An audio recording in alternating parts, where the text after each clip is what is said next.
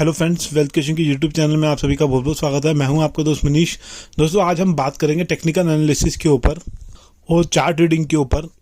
तो दोस्तों, अगर आपने ये जान लिया, ये समझ लिया कि आज की डेट में मार्केट में बुल रन चल रहा है, मार्केट कोविड के बाद से बुल रन फेज में है, और ऐसे में क्या स्ट्रेटेजी बना के हमें वर्क करना चाहिए जिसमें हम मैक्सिमम टाइम प्रॉफिटेबल रहे, हमारे ट्रेड जो हैं जो हम एग्जीक्यूट करें वो हमें अच्छा मुनाफा दे के जाए। दोस्तों, स्टॉक मार्केट में तो सब लोग पैसा लगाते हैं, लेकिन प्रॉफिटेबल जो स्मार्ट इन्वेस्टर है वही रह पाता है। पैसा सब लगाते हैं, लेकिन कौन से स्टॉक में लगाया जाए, कौन सी स्क्रिप्ट में इन्वेस्ट किया जाए जिससे अच्छा रिटर्न मिले, ये चुनना एक आर्ट है, ये कला है। इसके लिए हम दो चीज़ों का सहारा लेते हैं। एक है टेक्निकल एनालिसिस, जिसमें हम इंडिकेटर को प्लेस करके चार्ट को रीड करके एनालाइज करते हैं कि अब ये सही टाइम है बाई के लिए या नहीं। और दूसरा होता है फंडामेंटल एनालिसिस। फंडामेंटल एनालिसिस बहुत इंपॉर्टेंट चीज़ है। इस पर मैंने काफ़ी वीडियो बना रखे हैं, मैं अपलोड करूँगा। पहले भी पास में मैंने काफ़ी वीडियो अपलोड किए हैं, तो आप उनको चेक कीजिए, आपको अच्छी नॉलेज मिलेगी। अगर आपको समझ नहीं है फंडामेंटल एनालिसिस के ऊपर, अगर आप न्यू बिगनर हैं तो फंडामेंटल एनालिसिस में मैं मोटी मोटी चीज़ ये देखता हूँ कि कंपनी का बिजनेस क्या है और कंपनी का बिजनेस आगे कैसा रह सकता है। अगर आज मान लीजिए कंपनी अगर 100 करोड़ कमा रही है, एक साल का प्रॉफिट कंपनी का 100 करोड़ है, तो और अगले साल कंपनी का प्रॉफिट 130 करोड़ या 120 करोड़ या 125 करोड़ होने वाला है, यानी कि 25% या 20% की ग्रोथ आ सकती है।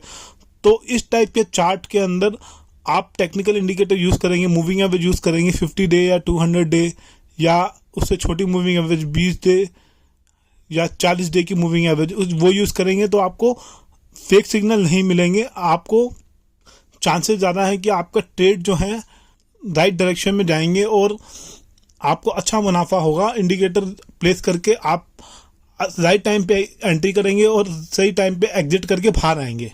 फंडामेंटल एनालिसिस के अंदर आपको ये देखना होता है कि बैलेंस शीट में ग्रोथ कैसी है, पास्ट में ग्रोथ कैसी है, उसके बेसिस पे तो चार्ट बन गया। पास्ट में जो ग्रोथ थी, मान लीजिए पास्ट में 30% की एनुअल ग्रोथ थी या 25% की एनुअल ग्रोथ थी, तो उसके बेसिस पे स्टॉक ऑलरेडी अच्छे खासे प्रीमियम पे ट्रेड हो रहा होगा, हाई वैल्यूएशन पे ट्रेड हो रहा होगा, हाई पी रेशियो पे ट्रेड हो रहा होगा। लेकिन आगे क्या होगा, आगे कंपनी का बिजनेस को अगर आप एनालाइज करेंगे तभी पता लगेगा कि आगे क्या हो सकता है इसका फ्यूचर। जैसे एक रैंडमली मैंने एक स्टॉक का चार्ट लिया है, ये अप डायरेक्शन में है, इसके अंदर मूविंग एवरेज आप प्लेस करेंगे तो आपको ये देखना है कि अगर मुझे एंट्री लेनी है इसकी स्टॉक के अंदर तो राइट समय क्या होगा। अभी बुल चल रहा है, बुल फेज पे है, ये ऊपर की तरफ जा रहा है स्टॉक। दोस्तों, चार्ट के अंदर सबसे पहले आप ये देखिए कि ये लाइन कहाँ जा रही है, ऊपर जा रही है, नीचे जा रही है या कहीं नहीं जा रही। आप खुद देखिए, अगर ये ऊपर जा रही है तो इसका मतलब अप ट्रेंड में है, नीचे जा रही है तो डाउन ट्रेंड में है, कहीं नहीं जा रही तो साइडवे डायरेक्शन में स्टॉक घूम रहा है। तो जनरली मैंने देखा है जो अप ट्रेंड में स्टॉक होते हैं ज़्यादातर उनके अंदर बैलेंस शीट में हेल्दी ग्रोथ होती है और फ्यूचर उसका ब्राइट होता है स्टॉक का। मैंने ऐसा एनालाइज किया। लेकिन स्टॉक अगर ऐसे जा रहा है, अगर ऐसे आ जाए नीचे, तो तब क्या करेंगे आप, तब क्या स्ट्रेटेजी आप होनी चाहिए और वो कैसे पता लगेगा कि ये किस टाइप के स्टॉक में होगा। जनरली ये उन स्टॉक्स में होता है जो या तो अंडर वैल्यू थे या जिनका टर्न अराउंड हुआ तभी अच्छी रैली आ गई, या मार्केट के अंदर बुल रन आया तो थोड़ी रैली आ गई उसके अंदर, लेकिन उसका जो फ्यूचर है ब्राइट नहीं है, बैलेंस शीट में अच्छी ग्रोथ नहीं है, प्रमोटर अच्छे नहीं है, तो ऐसे स्टॉक के अंदर कुछ टाइम के लिए राइज आता है लेकिन उसके बाद फॉल आ जाता है। इंडिकेटर के अंदर 20 डे और 40 डे की मूविंग एवरेज यूज़ करेंगे तो उसके अंदर अच्छे सिग्नल मिल सकते हैं।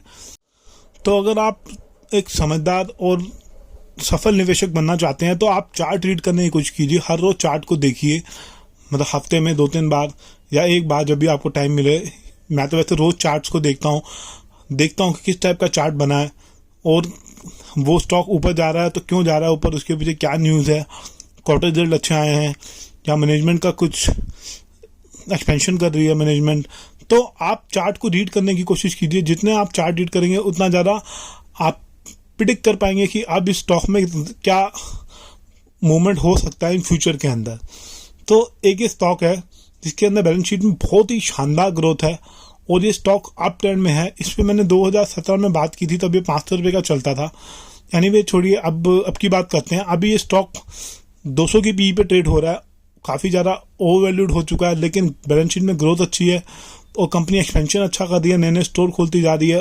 और जिस हिसाब से कंपनी की बैलेंस शीट में ग्रोथ है, डेट कम है और मैनेजमेंट अच्छा है, ये टाटा ग्रुप की कंपनी है, तो इस टाइप के स्टॉक के अंदर राइट एंट्री मतलब अगर पोजीशन बनानी हो तो राइट टाइम क्या होगा। तो आप जब मूविंग एवरेज प्लेस करें तब देखें ये कहीं ना कहीं सपोर्ट ले रही होगी, ये कहीं ना कहीं किसी एरिया के पास आके सपोर्ट लेगी, वहाँ पे हमें पोजीशन हम ले सकते हैं। उस लाइन के नीचे हम एक स्टॉप लॉस रख के चल सकते हैं। वैसे तो मैं स्टॉप लॉस नहीं रखता हूँ, जिसके अंदर फंडामेंटल स्ट्रांग हो उस स्टॉक को मैं अपने पोजीशन पोर्टफोलियो में होल्ड करता हूँ, अगर मैं कुछ टाइम के लिए वो मेरे रेट से नीचे भी आ जाए तो आपको ये देखना है कि किस एरिया पे आके ये सपोर्ट ले रही है, वहाँ पे मैं पर्सनली इस किसी भी अच्छे स्टॉक में पोजीशन बनाता हूँ।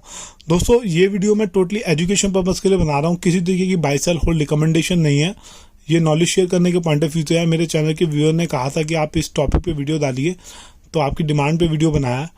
तो मैं आपको बताना चाहता हूँ जो मैंने सीखा है चार्ट को रीड करके, मैंने ये पाया कि जिस कंपनी की बैलेंस शीट में अच्छी ग्रोथ नहीं है, उसके अंदर अगर अप मूव आ गया तो कुछ टाइम बाद सेल सिग्नल मिल जाता है, वो स्टॉक नीचे आना शुरू हो जाता है।